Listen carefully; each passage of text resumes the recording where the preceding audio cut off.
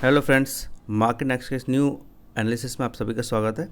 आज हम एनालाइज करेंगे कि डिफरेंट सेक्टर्स, चाहे वो मेटल हो, फार्मास्यूटिकल हो, ऑटोमोबाइल हो, बैंकिंग हो, कि किस तरह से परफॉर्म कर सकते हैं और कौन से फैक्टर इनको इम्पैक्ट कर सकते हैं।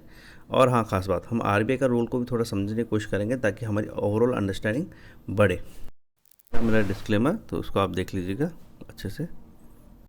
लास्ट वीक का हम देखें मार्केट का मूवमेंट, तो मार्केट जो था वो एक्चुअली रेंज बाउंड रहा। मार्केट ने बहुत ज़्यादा ऐसे डाउन मूवमेंट नहीं है, उसने अपना कोई भी सपोर्ट अभी तक तोड़ा नहीं है। हालांकि उसने जो ऊपर रेजिस्टेंस है वो अभी तक बरकरार है, बट मार्केट में कुछ स्ट्रेंथिंग फैक्टर्स हैं और कुछ डाउनवर्ड मूवमेंट के फैक्टर्स हैं, यानी एक्चुअली जो उसको वीक कर रहे हैं। और सबसे ज़्यादा जो वीक कर रहा है वो एफ का सेगमेंट है, जो पैसे बाहर निकाला है। लेकिन हम इसका जो रीज़न है वो समझेंगे कि आखिर हो क्या रहा है मार्केट के अंदर।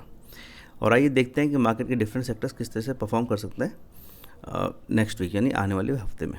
जैसा हमने बताया कि बैंकिंग सेक्टर ने अभी तक बहुत ज़्यादा अपने जो रोल है उसको निभाया नहीं है। अगर मार्केट के अप मूव में देखें तो उसमें बैंकिंग सेक्टर का कोई बहुत बड़ा रोल नहीं रहा है। अगर आप लास्ट 3-4 मंथ्स का एनालिसिस करेंगे, वो अभी भी जो बैंकिंग सेक्टर है उसमें ग्रीन एरियाज बचे हुए हैं। और स्पेशली प्राइवेट सेक्टर से, जैसे एचडीएफसी बैंक हुआ, आईसीआईसीआई बैंक हुआ, ये कोटक बैंक हुआ। हालांकि पब्लिक सेक्टर बैंक्स में थोड़ा सा प्रेशर रह सकता है। उसका कारण है बहुत सारे यूनियन के रोल और जिस तरह से डिमांड हो रही है एंटी मतलब मर्जर के खिलाफ प्राइम मिनिस्टर वो प्रेसिडेंट को अपील की गई, तो ये सब चीज़ें देखने वाली रहेगी। लेकिन ओवरऑल हम कह सकते हैं बैंक सेक्टर पॉजिटिव रहा जा सकता है। अगर हम मेटल सेक्टर देखें तो देख सकते हैं उसमें थोड़ी बुलिशनेस रहने की उम्मीद है। उसका कारण है, एक तो कंस्ट्रक्शन एक्टिविटी रिज्यूम हो सकती है इंडिया में, नहीं भी तो बाहर हो सकती है, और मैन्युफैक्चरिंग वर्क भी इंक्रीज होता है। और हमारा देखा जाए तो जो स्टील सेक्टर है वो बेसिकली एक्सपोर्ट ड्रिवन ज़्यादा रेदर देन इंडिया, और एक्सपोर्ट के खुलने के चांसेस बहुत ज़्यादा है। तो अब मेटल सेक्टर में मेरे हिसाब से अभी भी बुलिश बना रहा जा सकता है। और दूसरी जो सबसे इंपॉर्टेंट बात है कि इनकी कंपनीज़ के डेप्ट काफ़ी कम हो गए, तो एक लॉन्ग टर्म इन्वेस्टमेंट पर्पज़ से काफ़ी बेनिफिशियल सेक्टर रह सकता है। तो इसका आप ध्यान रखिएगा। अगर टेलीकॉम सेक्टर देखें तो वोडाफोन की स्थिति काफ़ी ख़राब है।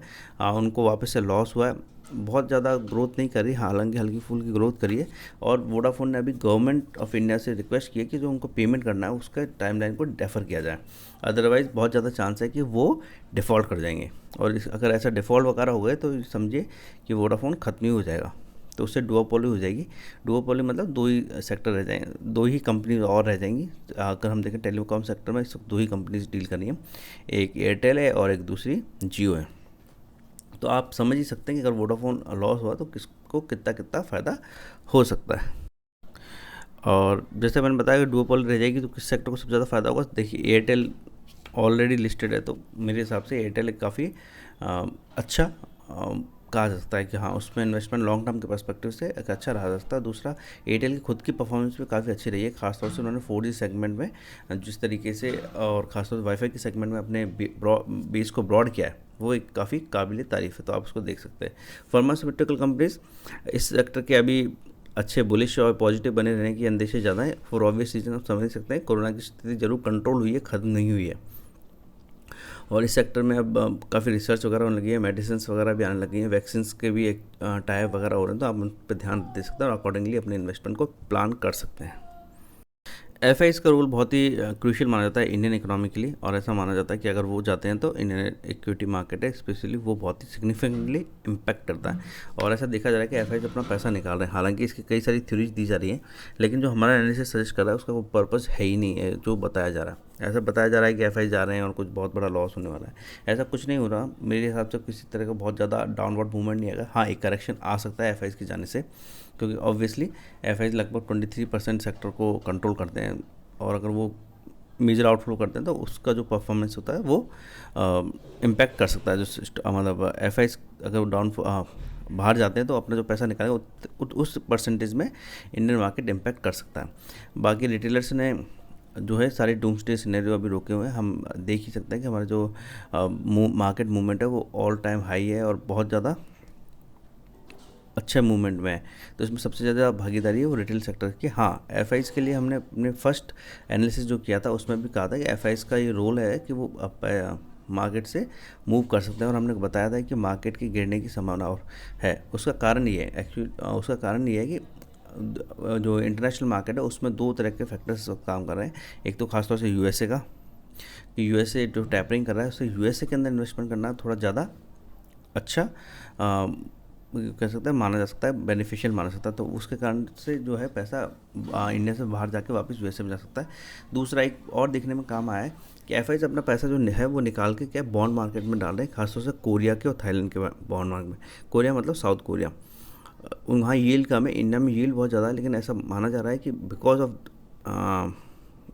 लेस रिस्क जो एफ है वो अपना पैसा इंडिया से बाहर निकाल के वहाँ डाल रहे हैं। तो इंडियन बॉन्ड मार्केट में आप देख सकते हैं कि बहुत ज़्यादा यील्ड हाई है।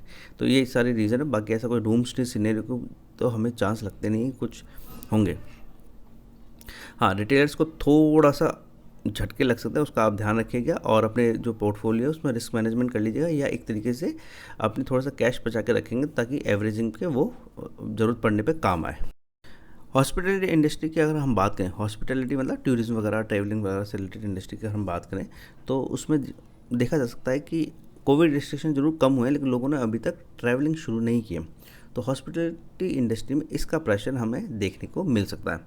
दूसरा फैक्टर अभी इस वक्त मानसून का है। मानसून इंडिया के अंदर आ गया है और मानसून में आप देखते हैं कि नॉर्मली लोग ट्रैवल करना बंद कर देते हैं और या कम कर देते हैं, और बिज़नेस ट्रैवल भी इस वक्त ज़्यादा नहीं हो रही क्योंकि वर्चुअल मीटिंग्स हो रही हैं, कॉन्फ्रेंसेस हो रही हैं, और लोग जो फिज़िकल ट्रैवलिंग है उसको ज़्यादा तवज्जो नहीं दे रहे हैं। तो इसके कारण आप देख सकते हैं कि हमें हॉस्पिटल इंडस्ट्री में बहुत ज़्यादा अपसाइड नहीं मिलता है शॉर्ट टर्म में।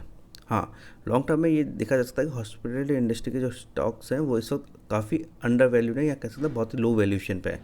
अगर किसी का लॉन्ग टर्म पर्सपेक्टिव हो तो वो इसमें ज़रूर एंटर कर सकता है अपने 5-10% पोर्टफोलियो के साथ। मतलब पोर्टफोलियो की मनी है, थोड़ा रिस्की सेगमेंट है, और कब तक और कोरोना किस तरीके से प्ले करता है और कब तक प्ले करता है इसको हमें देखना होगा, तभी 100% कहा जा सकता है। अदरवाइज़ तो मई जून में ही हो गया था कि बहुत ज़्यादा हाई जाएगा इस हॉस्पिटल इंडस्ट्री, और इन्वेस्टमेंट भी काफ़ी हो गया था, लेकिन कोरोना आ गया, उससे सब गड़बड़ा गया। सिनेमा फैक्टर्स पे अगर हम देखें तो हाँ, ऐसी उम्मीद कही जा रही है, डेल्टा प्लस आने से ज़रूर थोड़ा सा उम्मीदों को धक्का लगा। अदरवाइज़ ये उम्मीद करी जाती है कि सिनेमा सेक्टर्स के जो स्टॉक्स हैं वो थोड़ा अप मूव ले सकते हैं अगले एक आध महीने में, शॉर्ट टर्म में। बट होटल इंडस्ट्री और ट्रैवलिंग जो रिलेटेड मूवमेंट है उसको उस पर रिस्ट्रिक्शन होने के कारण और लोगों खुद कॉन्शियस होने के कारण कि वो रिस्क नहीं लेना चाहते कॉन्ट्रैक्टिंग कोरोना, तो उसमें रिस्क रह सकता है। तो आप उसका ध्यान रखिएगा और अकॉर्डिंगली अपने इन्वेस्टमेंट को प्लान कीजिएगा। ऑटोमोबाइल सेक्टर की अगर हम बात करें तो ऑटोमोबाइल सेक्टर में कुछ गुड न्यूज़ आ रही है कि खासतौर से टू व्हीलर्स सेगमेंट जो है, ट्रैक्टर सेगमेंट है और ट्रक का जो सेगमेंट है, तो पर्टिकुलरली इस सेगमेंट को डील करने वाली कंपनीज के ज़्यादा बेनिफिशियल होने की उम्मीद है, क्योंकि इस वक्त डिस्पोजेबल इनकम है वो कंपेरेटिव लोगों के पास थोड़ी से हिसाब से है। तो जो ज़्यादा इंपॉर्टेंट और नेसेसरी सेगमेंट है उसमें ही इन्वेस्टमेंट आने की उम्मीद है। ऑटोमोबाइल सेक्टर में देखें तो जैसे टाटा मोटर्स है, उसके सीईओ रिजाइन हो गए और इंडियन सीईओ ने उसको एक्वायर कर लिया। तो अभी तक कोई परमानेंट सीईओ नहीं है, लेकिन टाटा मोटर्स की अच्छी वैल्यूएशन मानी जा रही है कि रह सकती है।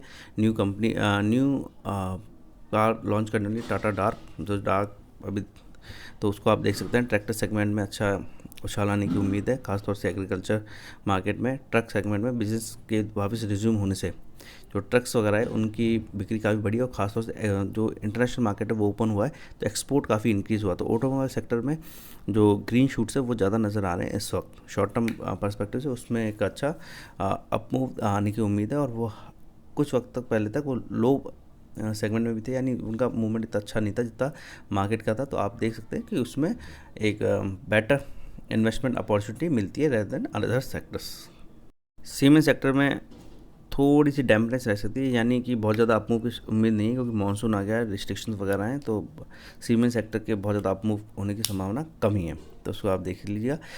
हमारी जो एक्सपेक्टेशन है, अब ओवरऑल एक्सपेक्टेशन कह देते हैं कि वो रेंज बाउंड मूवमेंट की एक्सपेक्टेशन अप मूव रह सकता है, पॉजिटिव वाइज रह सकते हैं, लेकिन एफआईज के जाने से क्या है कि थोड़ा सा करेक्शन आने की उम्मीद है। तो हमारा अगर आप पहला एनालिसिस देखते तो उसमें हमने कहा था कि जो जुलाई की मिड जुलाई है उसके आसपास करेक्शन आने की संभावना है, तो वो करेक्शन बन रहा है, लेकिन उस करेक्शन को आने से पहले थोड़ा ट्रैप किया जाता है। तो अभी जो थोड़ा सा इन्वेस्टमेंट है वो अकॉर्डिंग टू अस या हमारे एनालिसिस के मुताबिक अभी रिटेल ट्रेडर्स को थोड़ा सा अपने रिस्क मैनेजमेंट का पोर्टफोलियो बनाते हुए देख लेना चाहिए, क्योंकि कुछ करेक्शन की उम्मीद मानी जा रही है, क्योंकि एफआईज का बहुत ज़्यादा आउटफ्लो हो रहा है और एफआईज लगभग 23% सेक्टर को कंट्रोल करते हैं उन जो मूवमेंट पे, तो उनका बहुत बड़ा रोल था, उसको आप ध्यान में रखिएगा।